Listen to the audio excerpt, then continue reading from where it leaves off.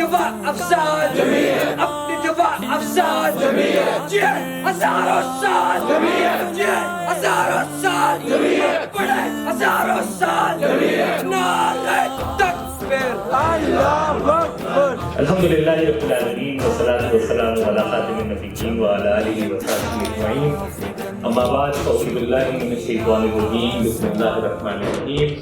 ادعو الی سبیل ربک بالحکمۃ والموعظۃ الحسنۃ وجادلہم باللتی ہی احسن ان ربک هو اعلم بمن ضل عن سبیلہ وهو اعلم بالمہتدین۔ صدق اللہ العظیم۔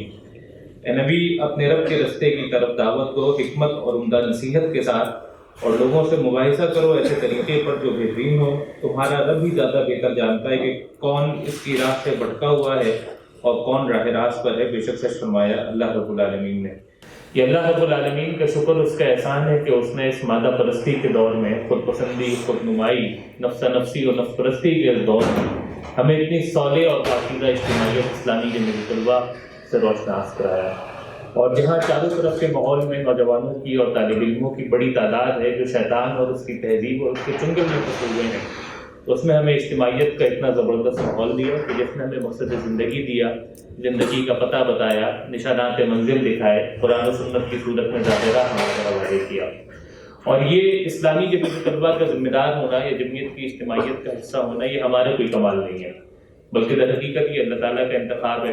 جس طرح اللہ تعالیٰ سورہ حجرات میں کہتا ہے کہ وَلَٰكِنَّ اللَّهَ حَبَّبَ إِلَيْكُمُ الْإِيمَانَ وَزَيَّنَهُ فِي قُلُوبِكُمْ وَكَرَّهَ إِلَيْكُمُ الْكُفْرَ وَالْفُسُوقَ وَالْعِصْيَانَ أُولَٰئِكَ هُمُ الرَّاشِدُونَ۔ سورہ نساء میں یہ بات ہے کہ یہ اللہ کا کرم ہے کہ جس نے تم کو ایمان کی محبت دی اور اس سے تمہارے دلوں کو مزین کر دیا۔ اور آج کے اس دور میں جس کو ہم فتنوں کا دور کہا کرتے ہیں، اس میں ہمارا انتخاب واقعتاً اجنبیوں میں ہمارا انتخاب ہے۔ وہ اللہ کے حضور صلی اللہ علیہ وسلم کی ایک بڑی مشہور حدیث ہے۔ اللہ کے حضور صلی اللہ علیہ وسلم صحابہ کے ساتھ تھے اور کہتے ہیں کہ سوچو اس وقت کیا ہوگا جب تمہارے بچے فاسق اور تمہاری عورتیں نافرمان ہو گئیں گی۔ صحابہ اکرام، وہ پاکیزہ معاشرہ، وہ پاکیزہ گھرانہ، ذہن میں یہ بات نہیں آتی تھی۔ پوچھا کہ اللہ کے حضور صلی اللہ علیہ وسلم ایسا ہو جائے گا؟ اور نبی کریم صلی اللہ علیہ وسلم نے کہا ہاں، اس سے بھی برا ہوگا۔ سوچو اس وقت کیا ہوگا کہ جب تم امر بالمعروف اور نہی عن المنکر کرنا چھوڑ دو گے۔ وہ صحابہ کرام، ان کی تو زندگیاں اسی میں رچی بسی تھی۔ پوچھا کہ اللہ کے حضور صلی اللہ علیہ وسلم ایسا ہو جائے گا؟ اور نبی کریم صلی اللہ علیہ وسلم کہتے ہیں ہاں، اس سے بھی برا ہوگا۔ سوچو اس وقت کیا ہوگا جب تم برائی کو بھلائی اور بھلائی کو برائی سمجھنا شروع کر دو گے۔ وہی حیرانی کی آواز کہ اللہ کے حضور صلی اللہ علیہ وسلم ایسا ہو جائے گا؟ اور نبی کریم صلی اللہ علیہ وسلم کہتے ہیں ہاں، اس سے بھی برا ہوگا۔ اور سوچو اس وقت کیا ہوگا کہ جب تم برائی کی دعوت دیا کرو گے اور بھلائی سے رکا کرو گے۔ اور پھر فرمایا نبی کریم صلی اللہ علیہ وسلم نے اگر ایسا ہو جائے تو انتظار کرنا کہ اندھیری رات کے ٹکڑوں کی طرح فتنے تم پر اس طرح برسیں گے کہ تم ان میں تفریق بھی نہیں کر پاؤ گے۔ ہم آج کے ماحول کا جائزہ لیں اور اس حدیث کو پڑھیں۔ اور پھر نبی کریم صلی اللہ علیہ وسلم نے خوشخبری سنائی تھی۔ یہ جو میں آپ سے بات کر رہا تھا کہ اللہ تعالیٰ کا بڑا کرم، اس کا احسان ہے کہ اس نے اتنی پاکیزہ اور صالح اجتماعیت ہمیں عطا کی اور ہمیں اس سے وابستہ کیا۔ نبی کریم صلی اللہ علیہ وسلم نے کہا کہ اسلام اجنبی تھا اور اجنبی بنا دیا جائے گا، بس خوشخبری ہے اجنبیوں کے لیے۔ اتنی حدیث تو ہم سب نے سنی۔ اس حدیث کا بقیہ ٹکڑا میں نے ایک جگہ سنا، تو بقیہ ٹکڑا یہ ہے کہ صحابہ نے پوچھا کہ اللہ کے حضور صلی اللہ علیہ وسلم یہ اجنبی کون ہوں گے؟ نبی کریم صلی اللہ علیہ وسلم نے فرمایا جو فتنوں کے دور میں اصلاح کا کام کریں گے۔ اس لیے اصلاح کا کام کرنے والے، دعوت اللہ کا کام کرنے والے، رجوع اللہ کا کام کرنے والے، اقامت دین کی جدوجہد کرنے والے، لوگوں کو شیطان کے رستے سے ہٹا کے رحمان کے رستے کے اوپر چلانے والے، لوگوں کو جنت کے طرف لے جانے والے اور جہنم کے گڑھے سے دور کرنے والے، اللہ تبارک و تعالیٰ نے یہ کام، یہ منصب اور یہ مقام مجھے اور آپ کو عطا کیا ہے۔ اور اسلامی جمعیت طلبہ کی ذمہ دار کی حیثیت سے یہ اللہ تعالیٰ کا کرم ہے، اس کا احسان ہے کہ اس نے ہمارا انتخاب کیا ہے کہ آج کے اس دور میں دعوت اللہ کی اس تحریک کو آگے لے کر چلنا اب ہماری ذمہ داری ہے۔ عزیزوں، دوستوں اور ساتھیوں، یہ جو تربیت گاہ ہر سال کے آغاز میں اسلامی جمعیت طلبہ کرتی ہے، ایک تو یہ منصوبے کی تفہیم کے لیے ہوتی ہے کہ جو منصوبہ آپ کے نظم میں، آپ کی شوراؤں میں بنایا ہوتا ہے وہ آپ کے سامنے پیش کر دیا جاتا ہے، اس کی تفہیم ہو جاتی ہے، اس کے فہم کو آسان کیا جاتا ہے، اور جو بھی اس کی پریکٹیکل امپلیمنٹیشن ہوتی ہے وہ آپ کو سمجھا دی جاتی ہے، اور اس پر جتنے بھی سوالات آپ کے ہوتے ہیں وہ اپنے نظم سے کر لیتے ہیں۔ وہیں جو جمعیت کی قیادت ہوتی ہے، جو جمعیت کی لیڈرشپ ہوتی ہے، ان کو صفات سے متصف کرنے کے لیے تربیت گاہ کی جاتی ہے کہ جو صفات اللہ اور اس کے رسول صلی اللہ علیہ وسلم نے بیان کی ہیں، کہ جو صفات اس لیڈرشپ کو مضبوط کیا کرتے ہیں، جو وہ صفات جو اس لیڈرشپ کے اثرات کو بڑھایا کرتے ہیں، اور وہ صفات جس کے نتیجے میں اس لیڈرشپ کے اثرات دور تک پھیلتے ہیں۔ اس لیے جہاں یہ تربیت گاہ اس منصوبے کی تفہیم کے لیے ہے، وہیں یہ تربیت گاہ ان صفات کو آپ میں پیدا کرنے کے لیے، اور ایک ناظم کے اندر وہ صفات کیوں پیدا کرنا چاہتے ہیں؟ سید مودودی علیہ رحمہ کا بڑا معروف جملہ ہے کہ جو کہتے ہیں کہ جیسا مربی ویسا مربع، جیسے آپ ہو جائیں گے ویسی آپ کی تنظیم ہو جائے گی، جن صفات کے آپ حامل ہو جائیں گے ان صفات کی حامل آپ کی پوری تنظیم ہو جائے گی، جو اقدار روایات آپ اختیار کر لیں گے وہی اقدار روایات کلچر آپ کی تنظیم میں متعارف ہونا شروع ہو جائیں گے۔ ہر ناظم اپنے اپنی جگہ کا جہاں کا وہ ناظم ہے اس کا ٹرینڈ سیٹر، جیسا ٹرینڈ اپنی تنظیم میں سیٹ کرنا چاہے گا ویسا ٹرینڈ اس کی تنظیم میں سیٹ ہوتا چلے جائے گا۔ یہ آپ کی مثال بالکل ویسے ہی ہے کہ ایک بچہ امام ابو حنیفہ سے کہتا ہے کہ امام اگر میں گرا تو اکیلے گروں گا، لیکن اگر آپ گرے تو پوری امت گر جائے گی۔ اس لیے ناظم اگر اپنے اندر خیر کو ڈیولپ کر لے گا تو پوری اجتماعیت کے اندر خیر ڈیولپ ہونا شروع ہو جائے گا، جو لوگ اس سے وابستہ ہوں گے اس میں خیر ڈیولپ ہونا شروع ہو جائے گا۔ لیکن اگر ناظم کے اندر شر کا عنصر بڑھ جائے گا تو جہاں وہ موجود ہوگا وہاں شر کا عنصر بڑھے گا، پوری اجتماعیت میں بھی بڑھے گا، اور جو لوگ اس سے وابستہ ہوں گے اور انسانوں کا جو بھی گروہ اس سے وابستہ ہوگا تو وہ کام وہاں پر شر پڑنا شروع ہو جائے گا۔ اس لیے اپنی ذات کے اندر خیر کو ڈیولپ کریں۔ وہ یہ دعا ہے نا، ربنا آتنا فی الدنیا حسنہ وفی الآخرۃ حسنہ، یا اللہ ہماری اس دنیا کو بھی حسنہ بہترین بناؤ، اس آخرت کو بھی بہترین بناؤ۔ کس طریقے سے ہوگا؟ جب آپ پرسنالٹی ڈیولپمنٹ کا کام کریں گے، جب آپ اپنی اصلاح کا کام کریں گے، جب آپ اپنی تربیت کا کام کریں گے۔ وہ اقبال کا ایک بڑا مشہور شعر ہے کہ تیری خودی میں اگر انقلاب ہو پیدا، عجب نہیں کہ یہ چہار سو بدل جائے، اور تیری دعا ہے کہ تیری آرزو ہو پوری، میری دعا ہے کہ تیری آرزو بدل جائے۔ وہ ایک بر صغیر کے بڑے مشہور غالباً شیخ عبد القادر جیلانی کا تذکرہ آتا ہے کہ اسی طرح کی ایک مجلس میں موجود تھے، اور مہینے بھر کا وقت دیتے ہیں اور کہتے ہیں کہ یہاں سے جاؤ اور مہینے بھر بعد واپس آنا تو کسی ایک انسان کی تربیت کر دینا۔ سب چلے جاتے ہیں واپس جو مریدان ہوتے ہیں، ایک مہینے بعد واپس آ کے رپورٹ پیش کرتے ہیں، کسی نے اپنے ابا پہ محنت کی ہوتی ہے، بھائی پہ محنت کی ہوتی ہے، دوست پہ کی ہوتی ہے، اماں پہ کی ہوتی ہے، ایکس وائی زیڈ کسی نہ کسی پہ محنت کی ہوتی ہے، اور آ کے بتاتے ہیں کہ ہم نے بڑی کوشش کی کہ ایک مہینے میں ان کی کوئی تربیت ہو سکے، اصلاح ہو سکے، لیکن ایک مہینے میں ان کی کوئی تربیت اور اصلاح نہیں ہو سکی۔ شیخ صاحب خود کی بات سنتے ہیں اور آخر میں مسکرا کر کہتے ہیں کہ وہ ایک انسان آپ بھی تو ہو سکتے تھے، اگر آپ بدل جاتے تو آپ کے ارد گرد بہت سارے لوگ بدل جاتے ہیں۔ اسی لیے یہ جو تربیت گاہ ہوتی ہے یہ اس لیے بھی ہوتی ہے کہ آپ میں وہ صلاحیت اور وہ خوبی پیدا کی جائے کہ جو ایک مسلمان قائد میں ہونی چاہیے، آپ میں وہ صلاحیت وہ خوبی پیدا کی جائے جو ایک مسلمان میں ہونی چاہیے، اور بجا طور پہ یہ تربیت گاہ آپ کو ایک اچھا انسان بنانا چاہتی ہے، آپ کو ایک اچھا مسلمان بنانا چاہتی ہے، آپ کو ایک اچھا پاکستانی بنانا چاہتی ہے، آپ کو ایک اچھا طالب علم بنانا چاہتی ہے۔ اگر یہ چار چیزیں آپ کے اندر ڈیولپ ہو جائیں گی تو آپ ایک ایسے فرد بن جائیں گے کہ جس کو سید مودودی علیہ رحمہ نے مرجع خلائق کہا ہے۔ مرجع خلائق کا مطلب یہ ہوتا ہے کہ جو بہت ساری صلاحیتوں اور صفات سے آراستہ پیراستہ ہوتا ہے۔ تو اگر آپ مرجع خلائق بن جائیں گے تو پھر آپ کی پرسنالٹی ایک دائی کی حیثیت سے وہ اٹریکٹ کرنے والی ہوگی، ریپیل کرنے والی نہیں ہوگی۔ آپ جہاں پر بھی موجود ہوں گے آپ کی ذات سے خیر فروغ پائے گا، شر فروغ نہیں پائے گا۔ عزیزوں، دوستوں اور ساتھیوں، اسلامی جمعیت طلباء کے ذمہ دار یا کارکن کی حیثیت سے بھی ہماری کیا شناخت ہے، ہماری کیا پہچان ہے؟ کبھی یہ ذہن میں آتا ہے کہ ہم کسی تنظیم کے کارکن ہیں، کبھی یہ ذہن میں آتا ہے کہ ناظمین کی حیثیت سے ہم سب مینیجرز ہیں، ہمارا کام یہ ہے کہ ہم نے 1 جمع 1 2 اور 2 جمع 2 4 سرگرمیاں کرنی ہیں، سال کے آغاز میں پلاننگ کرنی ہے، سال کے آغاز میں جائزہ لینا ہے، اس جائزے کو ڈیوائڈ کر دینا، ہر مہینے کے اعتبار سے ہر مہینے بیٹھ کے کوئی جائزہ لے لینا ہے۔ ایک ناظم کی حیثیت سے آپ مربی ہیں، اور ایک کارکن کی حیثیت سے آپ داعی اللہ ہیں۔ ہم سب داعی اللہ ہیں، لیکن آپ میں سے کچھ لوگ ہیں جو مربین ہیں۔ ہمارے ایک ناظم صاحب تھے، وہ ناظمین کی کیٹیگرائزیشن کرتے تھے، کہتے تھے ایک ہوتا ہے رپورٹنگ والا ناظم، اس کا ساری توجہ اس بات پہ مرکوز ہوتی ہے کہ مہینے کے آخر میں میری رپورٹ کتنی اچھی بنتی ہے، اور سرگرمیاں دبا کے کرتا ہے، زبردست انداز میں کرتا ہے، یہ سوچے سمجھے بغیر کہ اس سرگرمی کا کوئی فائدہ ہے بھی یا نہیں ہے۔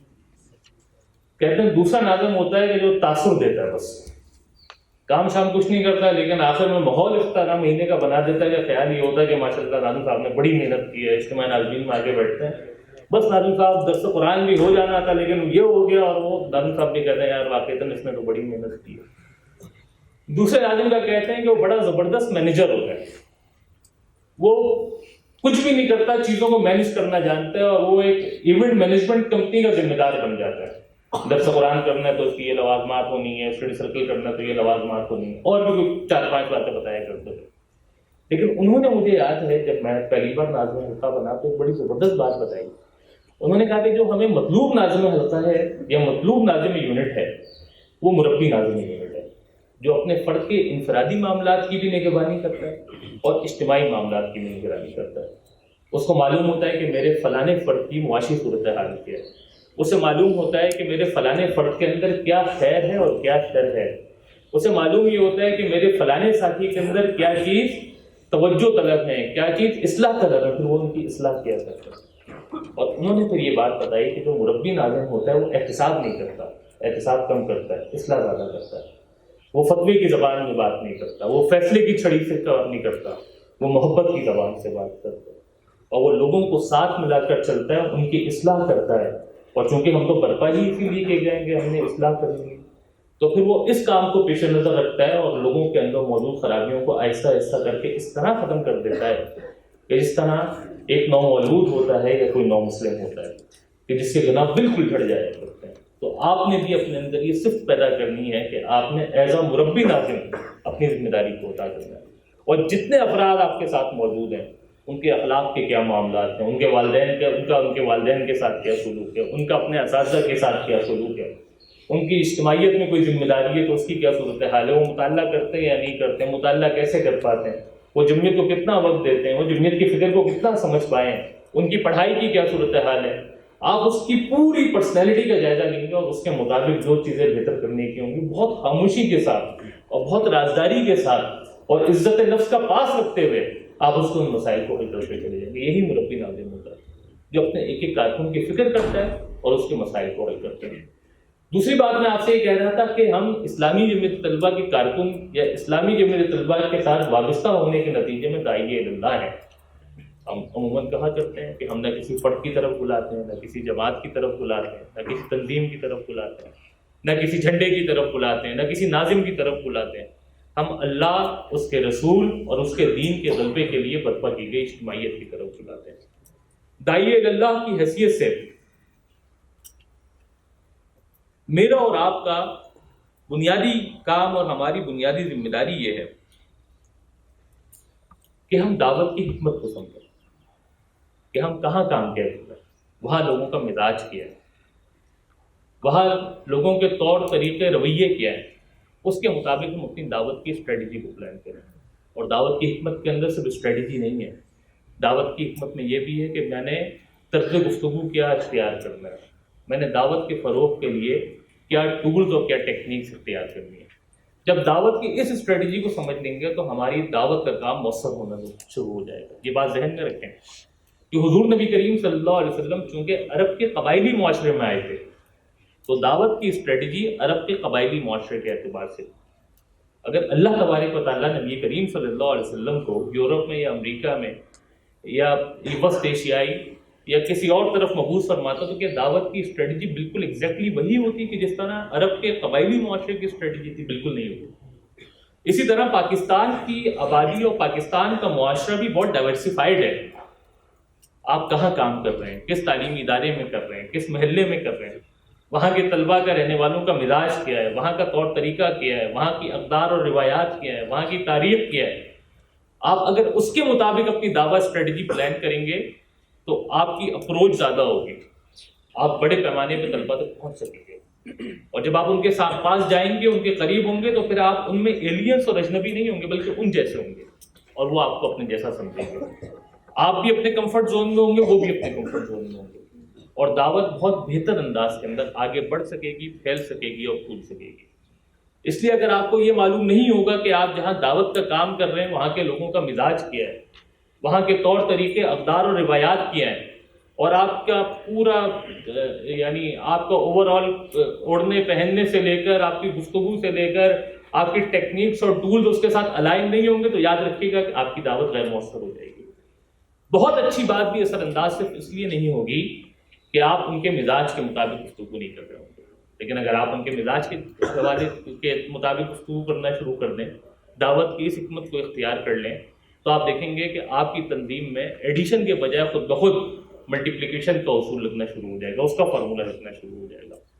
دعوت کے بعد ہم دوسرا نقطہ ویسے تو تنظیم کا لیتے ہیں اور تربیت کا لیتے ہیں، لیکن میں آپ سے عرض یہ کروں گا کہ دیکھیں جو اسلامی جمعیت طلبہ کا مقصد وجود ہے وہ یہ ہے کہ جمعیت افراد کار کی تیاری کے لیے وجود میں آئی تھی. جمعیت جب قائم ہوئی تو 3 مقاصد سید ابو الاعلیٰ مودودی علیہ الرحمہ نے رکھے. پہلا مقصد یہ تھا کہ ہم نے اسلام کا آفاقی پیغام طلبہ تک پہنچانا ہے. دوسرا مقصد یہ تھا کہ وہ افراد تیار کرنے کہ جو اسلام کو بحیثیت نظام زندگی دنیا میں متعارف کرنے کی صلاحیت اپنے اندر رکھتے ہیں. اور تیسرا مقصد یہ تھا کہ ان جدید تعلیمی اداروں میں پڑھنے والے طلبہ کا تعلق اس تحریک کے ساتھ جوڑ دیں. اگر ان 3 مقاصد کا آپ کرکس نکالیں تو وہ فرد کی تعمیر ہے، وہ فرد ہے. اگر اس فرد کی تعمیر ہو جائے گی تو اس کے نتیجے میں پورے جہان کی تعمیر ہو جائے گی. میں ایک ناظرین کے پرسپیکٹو میں آپ سے بات کر رہا تھا، لیکن میں ابھی جمعیت کے مقصد وجود کے حوالے سے آپ سے بات کروں گا. اور دیکھیں یہ محض اسلامی جمعیت طلبہ کا مقصد نہیں ہے. یہ جو ابھی دعوت کی بات کی ہے تو میں دعوت اور تربیت خرم مراد مرحوم کہا کرتے تھے 2 الگ چیزیں نہیں ہیں بلکہ دونوں ایک جیسی چیز ہیں. جب آپ دعوت کا کام کر رہے ہوتے ہیں تو تزکیے کا کام کر رہے ہوتے ہیں، اور جب تزکیہ کر رہے ہوتے ہیں تو عملاً وہ دعوت کا کام ہوتا ہے، اور دعوت کا تو اصلاً ماحصل تزکیہ ہوتا ہے. خرم صاحب نے اپنے لٹریچر میں کئی جگہوں پہ اس کے اوپر اصرار بھی کیا ہے، تکرار بھی کیا ہے، استدلال بھی کیا ہے اس پر مکمل. تو میں فرد کی تیاری کی بات کر رہا تھا تربیت کے تناظر میں. دیکھیں یہ جو مزاج دین ہے اس میں فرد کی بڑی اہمیت ہے اور فرد کی تعمیر کی بڑی اہمیت ہے. جب حضرت ابراہیم علیہ السلام اپنے بیٹے حضرت اسماعیل علیہ السلام کے ساتھ خانہ کعبہ کی تعمیر کر رہے تھے تو دعا کیا مانگ رہے تھے؟ ربنا وابعث فیہم رسولا منہم یتلو علیہم آیاتہ ویزکیہم ویعلمہم الکتاب والحکمہ. یا اللہ ان میں سے ایک ایسا نبی اٹھانا جو تیرے بندوں کو تیری آیات کی تلاوت کر کے سنائے، ان کا تزکیہ کر دے اور ان کو کتاب و حکمت کی تعلیم دے دے. حضرت ابراہیم علیہ السلام ایک انسان کی دعا مانگ رہے تھے، پوری امت کی مانگ سکتے تھے، انسانوں کے بہت بڑے گروہ کی مانگ سکتے تھے، پوری جمعیت اور جماعت کی مانگ سکتے تھے، ایک انسان کی مانگ رہے تھے. کیونکہ ان کو یہ معلوم تھا کہ ایک انسان کی تربیت ہو جائے تو اس کے نتیجے میں پورے معاشرے کی تعمیر، پورے معاشرے کی اصلاح اور پورے معاشرے کی بنیاد بھی ایک انسان بنا سکتا ہے. تو جب تک اسلامی جمعیت طلبہ اپنے اس مقصد کے ساتھ الائن رہے گی تو دعوت کا کام نتیجہ خیز ثابت ہوگا. جو افراد آپ کے پاس آ رہے ہوں گے وہ آپ کے تربیت کے نظام سے گزر رہے ہوں گے اور وہ فرد بن سکیں گے کہ جو آپ چاہتے ہیں، وہ فرد تیار ہو سکیں گے کہ جو آپ کو مطلوب ہے. اس تصور دین سے آشنا ہوں گے، اس سے ہم آہنگ ہوں گے اور تعمیر جہاں کا کام کر رہے ہوں گے. یہ جو تصور دین سے ہم آہنگی اور تعمیر جہاں کا کام ہے یہ کام نہیں ہو سکتا جب تک آپ کے تربیتی نظام سے کوئی فرق نہ گزرے، جب تک آپ افراد کار کی تیاری کے اوپر اپنی توجہ مرکوز نہ کریں. اور افراد کار کی تیاری کے ضمن میں یہ بات سمجھنا بہت ضروری ہے کہ افراد کار کی تیاری سے مراد آپ کے چند تربیتی اجتماعات نہیں ہیں کہ جس سے گزار کے آپ افراد کار تیار کرتے ہیں.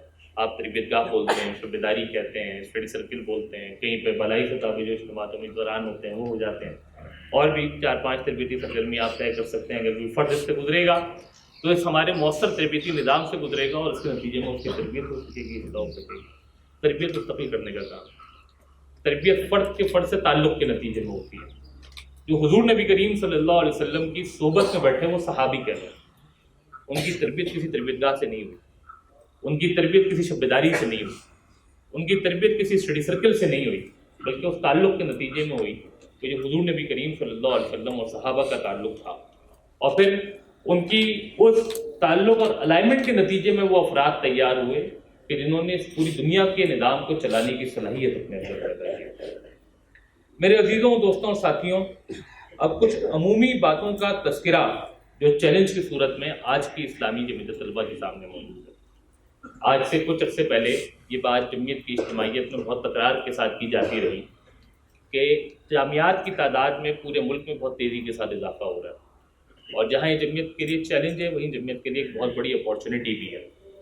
اور پھر یہ اسٹیٹسٹکس آپ کے سامنے پیش کیے گئے کہ 2002 میں ہائر ایجوکیشن میں جو اسٹوڈنٹس کی تعداد تھی وہ محض 2 لاکھ تھی یا 3 لاکھ تھی.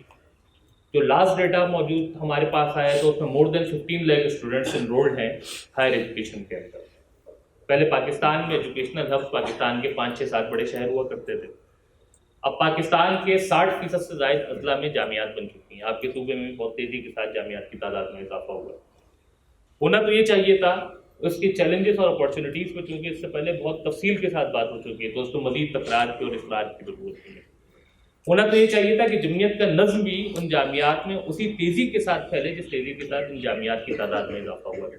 یہ پبلک سیکٹر کی یونیورسٹیز بھی موجود ہیں، پرائیویٹ سیکٹر کی یونیورسٹیز بھی موجود ہیں. لیکن ہر سال کا جائزہ یہ بتا رہا ہے کہ ہمارا نظم وہاں اس تیزی کے ساتھ نہیں پھیل رہا جس تیزی کے ساتھ ان جامعات کی تعداد میں اضافہ ہو رہا ہے. تو پہلی ترجیح تو یہ رکھنی چاہیے کہ ہم ان جامعات میں اپنے کام کا، دعوت کے کام کا اور نظم کے قیام کا بندوبست کریں. جب دعوت کا کام پھیلے گا تو اس کے نتیجے میں نظم قائم ہوگا، افراد کار کی تیاری ہوگی اور جمعیت وہاں پر اپنی دیگر چیزیں پلان کر سکے گی. لیکن گزشتہ ایک سروے نے ہمیں یہ بات بتائی کہ پاکستان کا طالب علم وہ اب کیمپس سے بھی ڈسکنیکٹ ہوتا جا رہا ہے اور کلاس سے کنیکٹ ہوتا جا رہا ہے. ویسے تو گزشتہ سال کووڈ کا گزرا ہے، کلاس کا بھی نہیں رہا، لیکن اس سے پہلے کے جو حالات تھے اس کے اندر یہ بتاتے رہے کہ طالب علم کیمپس سے ڈسکنیکٹ ہو رہا ہے اور کلاس سے کنیکٹ ہو رہا ہے. اب اسلامی جمعیت طلبہ کو بھی ان کیمپسز کے اندر اپنی تمام سرگرمیوں کو ڈی سینٹرلائز کرنا ہوگا. جو سرگرمیاں آپ کیمپس کی سطح پہ کرتے تھے اب آپ اس کو کلاس کی سطح پر لے جائیں گے اور ڈی سینٹرلائزیشن کے نتیجے میں آپ کے دعوت کا کینوس بڑھنا شروع ہو جائے گا. اگر آپ کا ایک فرد اپنی کلاس کا داعی بن جائے گا، کلاس کو اپنا یونٹ بنا لے گا، کلاس میں اپنی دعوت کا، اپنی تنظیم کا، اپنی تربیت کا اس کی بنیاد اس کلاس کو بنا لے گا تو اس کے نتیجے میں آپ کی دعوت بڑے پیمانے پہ پھیلنا شروع ہو جائے گی اور آپ کی تنظیم میں وسعت آئے گی. اس لیے کوشش یہ کیجیے کہ وہ سرگرمیاں کہ جو آپ فیکلٹی کی سطح پہ کرتے ہیں، جو آپ پوری یونیورسٹی کی سطح پر کرتے ہیں، وہ سرگرمیاں کہ جو آپ کسی اور سطح پہ اپنے علاقے کی سطح پہ کر رہے ہوتے ہیں اس کو اپنی کلاس تک لے کر چلیے اور کلاس میں اس کو منظم کرنا شروع کر دیں. اور صرف جمعیت کے 1 2 کارکن تک ان سرگرمیوں کو محدود نہ رکھیں بلکہ اس کی پارٹیسپیشن اور اس کی انوالومنٹ بڑھائیے اور ایک عام طالب علم کو بھی اس میں شریک کرانے کی کوشش کیجیے. اس سے آپ کی دعوت کا بھی کینوس بڑھے گا اور آپ کی تنظیم میں بھی وسعت آئے گی. دوسری چیز ہمارے رہائشی حلقہ جات اور تعلیمی حلقہ جات جس کو ہم کالجز بھی کہا کرتے ہیں. دیکھیں یہ حلقہ جات ہمارے لیے بنیاد کا پتھر کی حیثیت رکھتے ہیں. آپ مرکزی سطح پہ بڑا زبردست منصوبہ بنا لیں، صوبیات اس میں 2 4 کا اضافہ اور کر کے اس کو اور مزید جاندار کر دیں، اس کی پریزنٹیشن بھی بہت اچھی ہو جائے، پریزنٹ بھی بہت اچھا یہاں پر کر دیا جائے.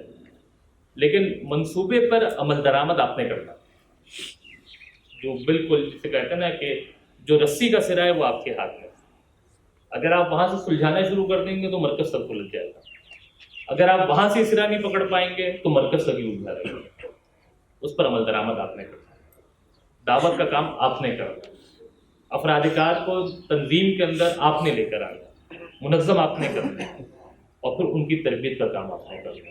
وہ جب بعد میں جمعیت کے امیدوار بن جائیں گے، جمعیت کے رکن بن جائیں گے، آپ کے مقامی ڈویژنل یا صوبائی نظم کے رابطے میں آئیں گے تب مقامی ڈویژن اور صوبائی نظم کی ذمہ داری بنے گی.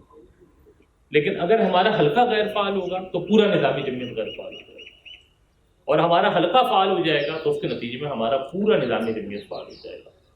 ہم نے گزشتہ سال ایک کیمپین لانچ کی تھی کووڈ کے بعد، اور یہ صرف ایک کیمپین نہیں، اس کو اپنی پرماننٹ اسٹریٹجی بنا لیں جو مسجد مرکز اور قرآن محور کا عنوان ہے کہ آپ کی ایکٹیویٹیز کنیکٹ ہو جائیں مسجد کے ساتھ اور آپ کا کارکن کنیکٹ ہو جائے قرآن کے ساتھ. اگر آپ کی سرگرمیاں کنیکٹ ہو جائیں گی مسجد کے ساتھ تو آپ کا کارکن دعوت کا کام اور تربیت کا کام بیک وقت کر رہا ہوگا، اور آپ کا کارکن کنیکٹ ہو جائے گا قرآن کے ساتھ تو اس کی تعمیر سیرت کا کام خود بخود ہونا شروع ہو جائے گا. وہ جو عائشہ رضی اللہ تعالیٰ عنہ سے ایک دفعہ صحابہ نے پوچھا کہ اللہ کے حضور صلی اللہ علیہ وسلم کے اخلاق کے بارے میں بتائیے، تو عائشہ نے کہا کہ تم نے قرآن نہیں پڑھا، بس جو قرآن میں وہی نبی کریم صلی اللہ علیہ وسلم کے اخلاق. تو یہ جو مسجد مرکز اور قرآن محور ہے اس کو پرماننٹ اسٹریٹجی بنا کے چلیے. کووڈ آیا، تعلیمی ادارے بند ہو گئے، بہت عرصے تک بن رہے، رہائشی حلقہ آپ کے لیے اپارچونیٹی بنا. جس نے رہائشی حلقے کی اس اپارچونیٹی کو اویل کر لیا وہ آگے بڑھا، جو رہائشی حلقے کی اپارچونیٹی کو اویل نہیں کر سکا وہ ہاتھ پہ ہاتھ دھرے منتظر پردہ ہی رہا. تو آپ کے پاس یہ موقع موجود ہے، یا تو ہاتھ پہ ہاتھ دھرے منتظر پردہ رہیں ورنہ رہائشی حلقے کو اپنے لیے ایک اچھی اپارچونیٹی بنائیں. اور رہائشی حلقے میں بھی مسجد کو اپنے لیے اپارچونیٹی بنائیں کہ مسجد میں آنے والا طالب علم اس کے اندر بہرحال اتنا خیر موجود ہے کہ خود بخود مسجد تک آ گیا ہے، یا جو مسجد تک نہیں آ رہا اگر آپ اس کو مسجد تک لے جاتے ہیں تو آپ اس میں اس خیر کو ڈیولپ کر لیں گے۔ تو رہائشی حلقات کو فعال کیجیے، متحرک کیجیے، ان کو اپنی ترجیح میں رکھیے، اس پہ انسانی اور مادی ہر قسم کے وسائل لگائیے، یہ رہائشی حلقہ آپ کے لیے متبادل بن جائیں گے۔ دیکھیں یہ جو اس سے پہلے میں نے آپ کے سامنے تعلیمی دنیا کی بات کی، اب جمعیت کی کنسنسس شورا کا یہ موجود ہے کہ ہم نے پرائیویٹ یونیورسٹیز میں جہاں جمعیت کے نام جمعیت کے عنوان کے ساتھ کام ممکن نہیں ہے وہاں ہم نے سوسائٹیز کی بنیاد پر سوسائٹیز کے نام سے کام کریں گے، اور وہاں پر ہم اپنی تنظیم کو قائم کرنے کے بجائے اپنی فکر کے فروغ کا کام کریں گے۔ لیکن بہرحال تنظیم ہی ہماری فکر کو مضبوط کیا کرتی ہے، تو ہمارے پاس الٹیمیٹ جو آپشن بچتا ہے وہ اسی رہائشی حلقے اور اسی رہائشی محلے کا بچتا ہے، تو وہاں پر اپنی توجہ مرکوز کیجیے اور وہاں پر اپنے کام کو منظم کیجیے۔ ایک چیز جو گزشتہ عرصے میں آئی وہ یہ کہ اب یونیورسٹیز میں جب سے سیمسٹر سسٹم اس کے بعد سے ماڈیول سسٹم آیا تو بہت مشکل ہو گیا ہے کہ ایک طالب علم وہ یونیورسٹی میں تنظیم کا حصہ بنے اور وہاں سے ہوتے ہوئے جمعیت کی ذمہ داریوں پر آئے اور وہیں سے جمعیت کے نظام کو بہتر انداز میں چلائے۔ تو اب آپ کے پاس کیا آپشن بچ جاتا ہے؟ آپ کے پاس یہ آپشن بچ جاتا ہے کہ آپ بزم کے سیٹ اپ کو اپنے رہائشی حلقوں میں بھی اور تعلیمی حلقوں میں بھی منظم کیجیے۔ بزم پیغام ہمارے لیے متبادل ہے، بزم پیغام جمعیت کو مستقبل کی لیڈرشپ فراہم کرے گی، اور تجرباتی طور پر میں آپ کو یہ بتا رہا ہوں کہ جو رہائشی حلقہ یا یونٹ وہاں پر آج بزم پیغام مضبوط ہے تو کل وہاں پر جمعیت مضبوط ہو جائے گی، اور جہاں پر آج بزم پیغام کمزور ہے کل وہاں پہ جمعیت بھی کمزور ہوگی۔ ایک طالب علم کے پاس اب ٹائم نہیں بچا ہے کہ وہ ہفتے بھر کی کلاسز کے بعد اور ماڈیولس کے بعد اور ہر ہفتے جو ہے وہ کسی ایک اسائنمنٹ اور ساری چیزوں کے بعد وہ جمعیت کے اندر آئے، اس کے نظام سے گزرے اور بہت ساری چیزیں کر لیں۔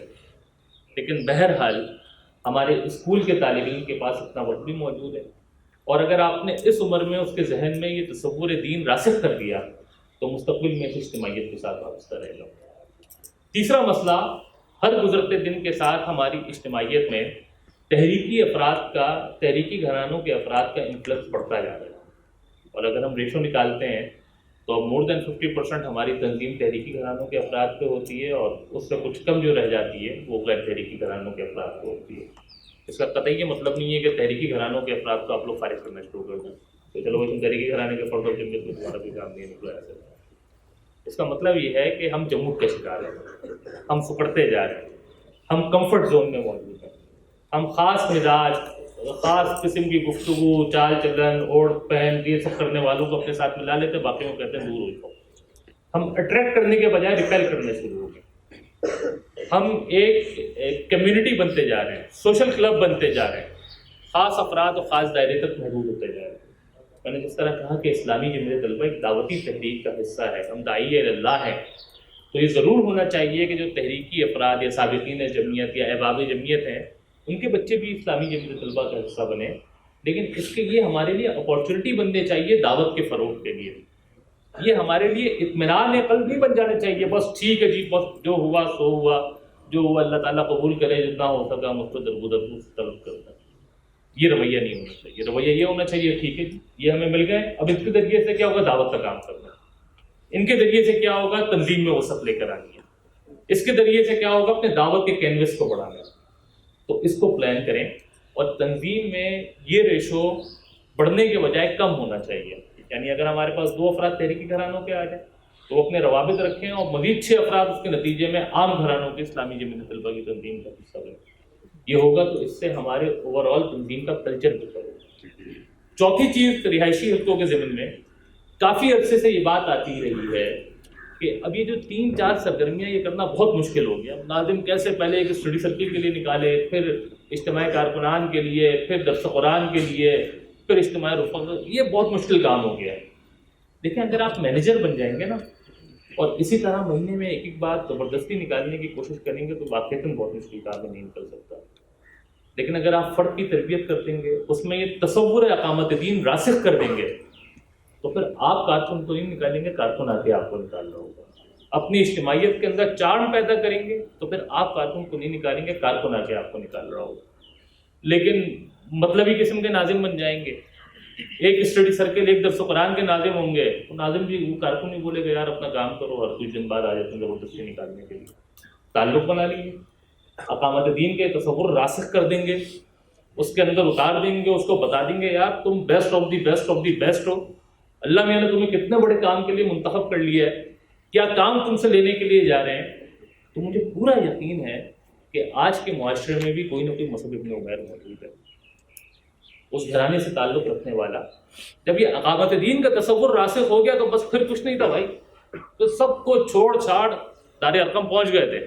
یہ کہ آج کا کارکن بھی اپنے اندر اسی جذبے کو لے کر نکلے، اور پھر آپ کا کام اسی جوش، اسی جذبے، اسی ولولے کے ساتھ کرے کہ جوش، جذبہ اور ولولہ جو ہم صحابہ کرام رضوان اللہ علیہم اجمعین کی سیرت میں ہے. اسی طرح اپنی اجتماعیت میں چاند پیدا کیجیے. وہ جو قرآن مجید کی آیت ہے نا، محمد الرسول اللہ والذین معہ وشداء علی الکفار رحماء بینہم، یہ رحماء بینہم کے بغیر کام کرنا چاہیں گے تو ناممکن ہے کہ صاحب اجتماع کے اندر 10 لوگ بیٹھے ہیں، 10 لوگ اپنے اپنے موبائل میں لگے ہوئے، اتنا جانتے ہیں کہ یہ عبداللہ ہے، یہ احمد ہے، یہ مصعب ہے، اور آپس میں نہ کوئی گفتگو ہو رہی ہے، نہ کوئی ہنسی مذاق ہو رہی ہے. تو یہ بے شک سنجیدہ نوجوانوں کی اجتماعیت ہے، لیکن مردہ نوجوانوں کی اجتماعیت نہیں ہے، یہ زندہ نوجوانوں کی اجتماعیت ہے. زندگی کی علامت اس میں موجود ہوگی، آپس میں ایک دوسرے سے اچھا تعلق بھی رکھیں گے، اور ان کی اجتماعیت اتنی مثالی ہونی چاہیے کہ کوئی باہر سے چلنے والے اس اجتماعیت کو دیکھے تو اس خواہش کا اظہار کرے، یا اس کے دل میں یہ خواہش اٹھے کہ مجھے اس اجتماعیت کا حصہ بن جانا چاہیے. یہ 4 اپنی اجتماعیت میں پیدا کیجیے. تو اگر آپ اپنے حلقہ جات میں ان روایات اور طریقوں کو اختیار کریں گے تو یہ حلقہ جات مؤثر ہو جائیں گے اور پورے نظام جمعیت میں اپنا اچھا انپٹ ڈال رہے ہوں گے. اب کچھ باتیں ہم کریں گے ذرا عالمی حالات کے اعتبار سے. یہ جو ہم کہتے ہیں کہ دنیا گلوبل ولیج بنتی جا رہی ہے اور گلوبلائزیشن کا پورا ایک فنومینا موجود ہے، بہت خیر موجود ہے اس میں ہمارے لیے. خیر یہ کہ رابطے آسان ہو گئے، معلومات کی رسائی آسان ہو گئی ہے، وحدت کا تصور ابھرا ہے. اور یہ ہم نے گزشتہ کووڈ میں یہ دیکھا کہ جب ساری چیزیں بنتی تو پھر ہماری ہی تنظیم تھی کہ اس نے کس طرح اس پورے کلچر کو اڈاپٹ کیا تھا، اور دعوت و تربیت کے لیے اور تنظیمی اجتماعات کے لیے اس پورے انٹرنیٹ کو کس طرح استعمال کیا تھا. ایک جانب تو یہ بہت بڑی اپارچونیٹی موجود ہے، اور بلکہ ہمیں تو اس سے بڑھ کر مرکز کی سطح پہ یہ اپارچونیٹی ملی کہ ہم پوری دنیا کی اسلامی تحریکات سے وابستہ جو طلبہ تنظیمیں ہیں ان سے وابستہ رہے. بلکہ گزشتہ سال تو بہت عرصے بعد ہمیں یہ بھی موقع ملا کہ شبر کے کارکنان سے گفتگو کرنے کا موقع ملا، ان سے علیہ کا موقع ملا.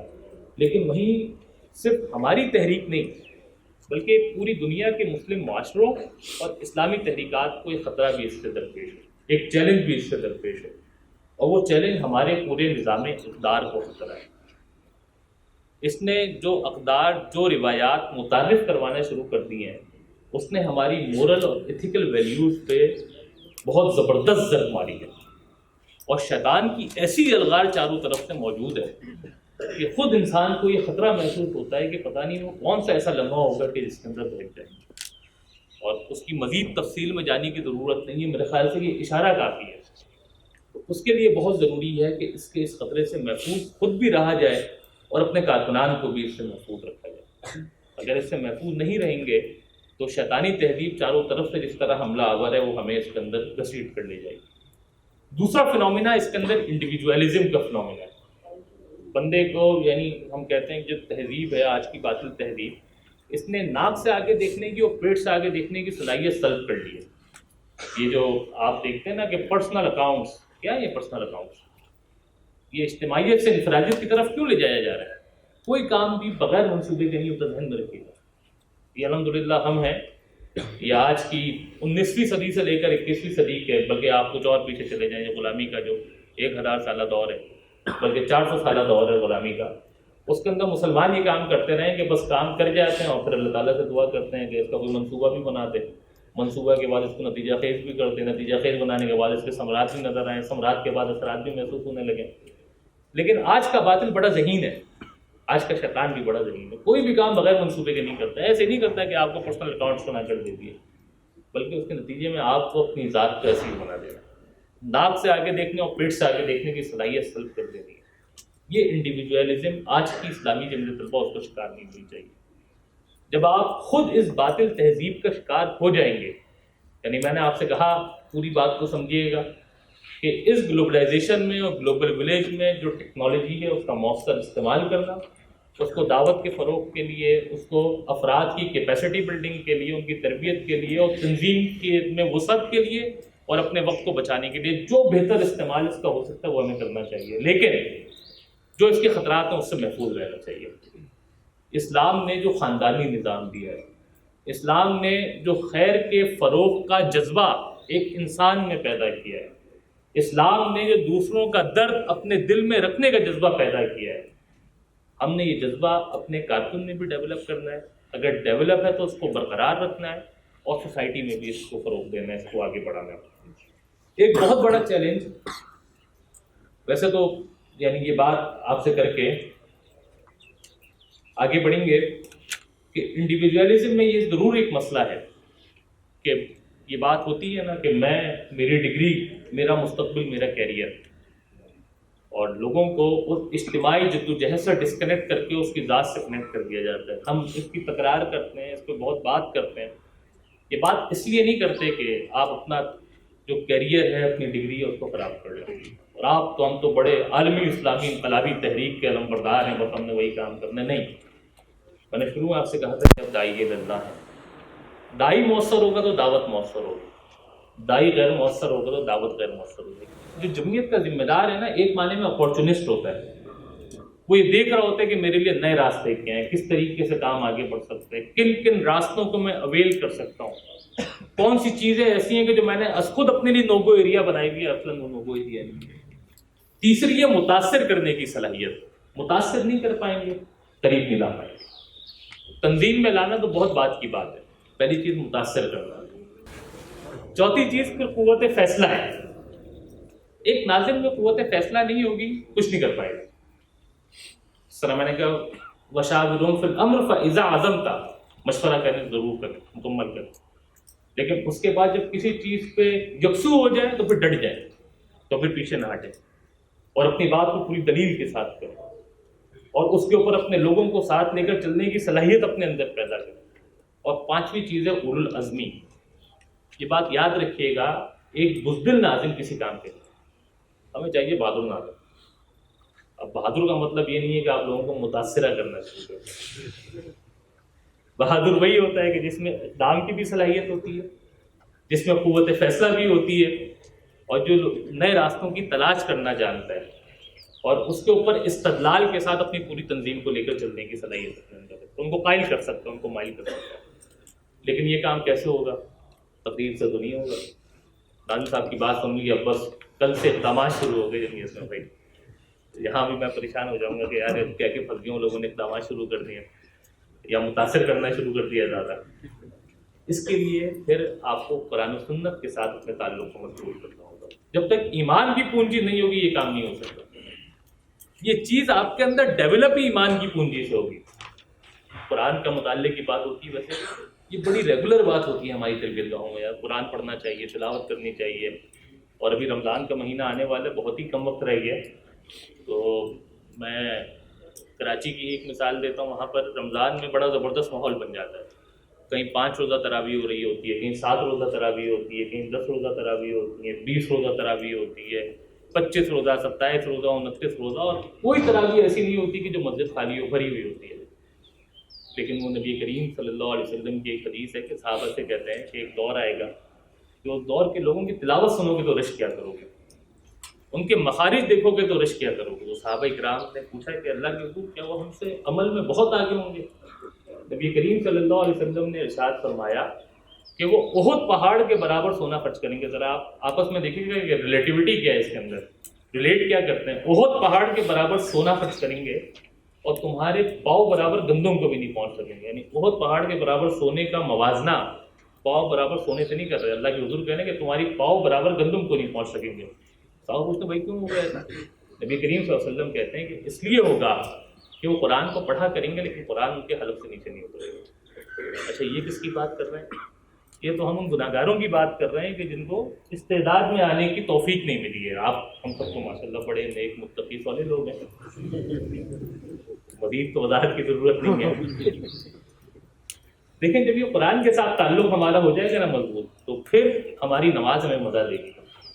وہ جو کہتے ہیں نا کہ ہم نماز میں کھڑے ہوتے ہیں تو اللہ تعالیٰ سے مکالمہ کرتے ہیں، وہ صحیح حدیث ہے. جب کہتے ہیں کہ الحمدللہ رب العالمین، تو اللہ تعالیٰ اپنے فرشتوں سے کہتا ہے کہ یہ دیکھو میرے بندہ میری حمد بیان کر رہا ہے. تو وہ کہتے ہیں الرحمن الرحیم، تو کہتے ہیں میری تسبیح کر رہا ہے. جب وہ کہتے ہیں مالک یوم الدین، تو کہتا ہے کہ یہ میری صفت بیان کر رہا ہے. اور جب بندہ کہتے ہیں کہ ایاک نعبد و ایاک نستعین، تو اللہ تعالیٰ کہتے ہیں یہ میری اور میرے بندے میں آدھی آدھی ہو گئی ہے. پھر بندہ کہتا ہے اہدنا الصراط المستقیم، تو اللہ تعالیٰ کہتے ہیں دیا میں نے تم کو سیدھا راستہ، صراط الذین انعمت علیہم غیر المغضوب علیہم ولا، عطا کیا جو تم کچھ مجھ سے مانگتے رہے. یہ سب کچھ کیسے ہوگا؟ جب ہم قرآن کو سمجھنا شروع کر دیں اور قرآن کا مطالعہ اس طرح کریں گے کہ بالا بالا نہیں گزرے گا، الگ سے نیچے اترنا شروع کر دے گا. یہ پرسنالٹی ڈیولپمنٹ کا کام کر رہا ہوگا. یہیں سے ایمان کی پونجی شروع ہوئی. یہیں سے میں اور آپ پھر ایمان کی صرف سے متصف ہو سکیں گے کہ جس کے نتیجے میں اقدام کی صلاحیت، نئے راستوں کو تلاش کرنے کی صلاحیت، اولو العزمی، بہادری اور قوت فیصلہ، یہ ساری صلاحیتیں ہمارے اندر پیدا ہونی شروع ہو جائیں گی. اور دوسری بات یہ ہے کہ دیکھیں ہم ایک علمی تحریک ہیں. تحریکوں کی کامیابی کی بنیادیں یا تحریکوں کی کامیابی ان کی بنیادوں کے ساتھ استوار ہوتی ہیں. یعنی ایک تحریک اس مقصد کے لیے بنی ہے تو پھر ہم گیج کریں گے اچھا بھائی یہ علمی تحریک ہے تو کتنی آگے بڑھی ہے، کتنا نیریٹو دے سکی ہے، کیا بیانیہ ہے، کیا ہے.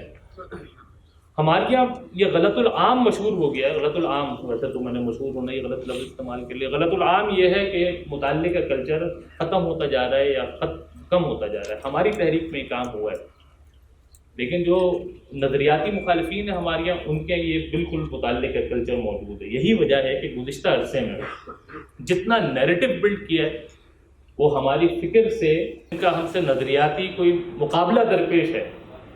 مخالفین میں بات نہیں کہنا چاہ رہا، مخالفین کا بہت یعنی اس سے ایک دائی کی اپروچ پتہ لگ جاتی ہے، تو مخالفین کا لفظ مناسب نہیں ہے. لیکن جو نظریاتی طور پہ جن کا ہم سے کوئی سابقہ درپیش ہے، انہوں نے ہی اس معاشرے میں نظریاتی نیریٹو جنریٹ کیا اور ہم نے کاؤنٹر نیریٹو جنریٹ کیا. یہ وجہ ہے کہ ہم نے مطالعہ چھوڑ دیا. اگر ہم مطالعہ کرنا شروع کر دیں تو اس کے نتیجے میں آج کی سوسائٹی میں ہم آئیڈیالوجیکل نیریٹو دینا شروع ہو جائیں گے.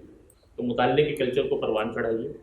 جو تصور اقامت دین، اس تحریک کا جو تصور دین اور تصور اقامت دین اس تحریک کا اصل مقصد و مطلوب ہے، اس کو سمجھیے اور اس کو اختیار کیجیے.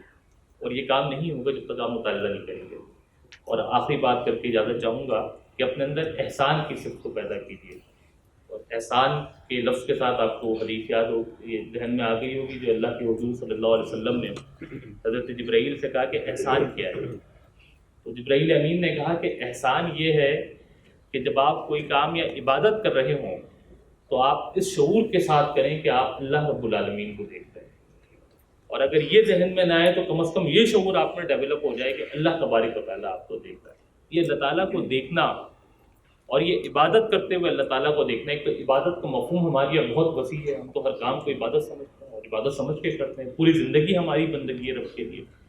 اور ظاہری بات ہے کہ اگر ہم کسی ٹیچر کو دیکھتے ہوئے بھی اس کا اسائنمنٹ کرتے ہیں تو ہماری کوشش یہ ہوتی ہے اپنے، بلکہ اس کو دیکھتے ہوئے کرتے ہیں کہ اپنے ہاتھ سے کسی ٹیچر کو اسائنمنٹ لے جا کر دیتے ہیں اور ٹیچر کو معلوم ہو کہ یہ اسائنمنٹ میں دے رہا ہوں. تو ہماری کوشش یہ ہوتی ہے کہ اتنی پرفیکشن کے ساتھ وہ اسائنمنٹ کرے کہ ٹیچر کھڑا ہو اور ہمیں تھپکی ضرور دے، شاباشی دے، اور کلاس میں ہماری مثال پیش کرے کہ واہ صاحب آج کیا اسائنمنٹ بنا کے نہ ہے حضرت.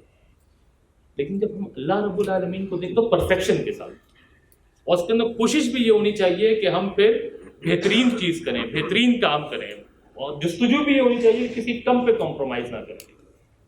اسلامی جمعیت طلبہ کے ذمہ دار کی حیثیت سے احسان کی روش یہ ہے کہ پھر ہم سیکنڈ کلاس کام پہ اکتفا نہ کر لیں کہ بس یار اجتماع ہونا تو ہو گیا، یہ ہونا تو چلو ہو گیا نا، بس ٹھیک ہے آگے بڑھ. نہیں، اس میں پرفیکشن لے کر آنی ہے، خوب سے خوب تک کی تلاش کرنا ہے، بہترین انداز میں کرنا ہے، اور سیکنڈ کلاس کام کرنے کے بجائے فرسٹ کلاس کام کرنا ہے. جب فرسٹ کلاس کام کرنا شروع ہو جائیں گے تو نتیجہ خیز ہوگا اور پوری اجتماعیت کے اوپر اس کے اثرات بہت بہتر انداز میں رونما ہونے شروع ہو جائیں گے. اللہ تبارک و تعالیٰ سے دعا ہے کہ صبح صبح جو میں نے آپ لوگوں کو لوری سنائی ہے اس سے آپ لوگوں کو نیند نہ آئے، بلکہ جو اس میں سے خیر ہے اس کو اخذ کر لیں اور اس کو اپنے 6 فٹ کے جسم کے اوپر نافذ کر لیں. وما علینا الا البلاغ المبین.